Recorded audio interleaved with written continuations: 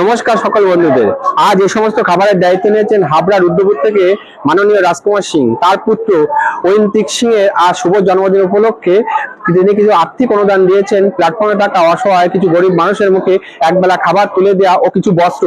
এই যে মানবিক কাজের সাথে যুক্ত হওয়ার জন্য মাননীয় রাজকুমার সিংকে অসংখ্য অসংখ্য ধন্যবাদ। আপনি ভালো থাকবেন, সুস্থ থাকবেন।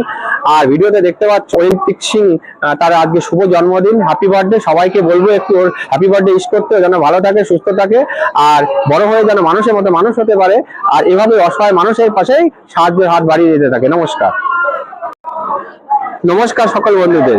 আজ এই সমস্ত খাবারের দায়িত্ব নিয়েছেন হাবড়া রুদ্রপুর থেকে মাননীয় রাজকুমার সিং। তার পুত্র ঐন্তিক সিং এর আজ শুভ জন্মদিন উপলক্ষে তিনি কিছু আর্থিক অনুদান দিয়েছেন। প্ল্যাটফর্মে থাকা অসহায় কিছু গরিব মানুষের মুখে একবেলা খাবার তুলে দেওয়া ও কিছু বস্ত্র।